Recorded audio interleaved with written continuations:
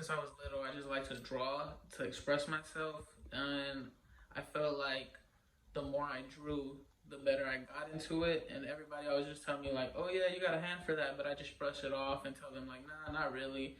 But when I really started getting into it more and more, it just had me to express the way I felt. Just all my ideas, I just brainstorm them on a quick canvas, and I would just paint away. Go ahead and do digital art. I would sketch, just do anything to get my mind off of whatever I was doing. What brought me into fashion is I just really like to dress nice, and I just feel that's the first thing people see on you when you walk up to them or you present yourself. Yeah, it's the way you talk to people, but it's the clothes you have on at the end of the day. That's how they're always going to perceive you. So I like to give a statement like, "Oh yeah, he looks good. He looks well dressed." Or if I'm wearing my other type of clothes, it's like, "Oh, he know how to put that together. He know how to put the shoes with the shirt with this and this." So it's like that's how I feel like I'm gonna express myself through fashion. And what brought me more into fashion is my friend actually has a gym he opened, but I do all his merch for him for his gym. So that pushing me more into fashion every day. So I've known Nate for almost 10 years now. We kind of went to high school together. He's always been the creative drawing type. And I would always see him drawing in class and like around the house. Whenever we kick it, he'd be drawing. I actually built a man cave and he blessed the man cave with all his drawings. And that's when it kind of sparked the idea like, you should take that, like you should do something with all this talent.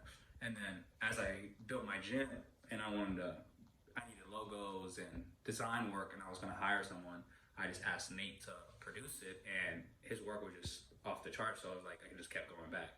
It was like a no-brainer for me. It's freeing. Like nobody could tell you, "Oh, you have to do it this way. You have to do it a specific way." It's the way I feel at the moment, so I just would do whatever I feel at that time. It could change. It could be happy one day, and then the next day come back to the drawing board and it'd be like, "Oh, I'm not feeling so happy this day. So let me express my way in this way." So my biggest influencers on the fashion industry right now, I just have to say, um, D Cozy. That's one of my favorite artists right now. He's really like up there in the game. He's been a while, but he hasn't been really brought up. For typical people, it'd be like Off White, something like that. That's nice, but I like the undergrounds, like okay, D Cozy, um, Color MULA. Those are the people that like did the clothes for the rappers I like. So I investigated to find more of the people that was actually making their merch, making their fashion, making everything for them. So when I linked up with them and just saw that on their Instagram, like how the way they move, that's exactly how I want to move.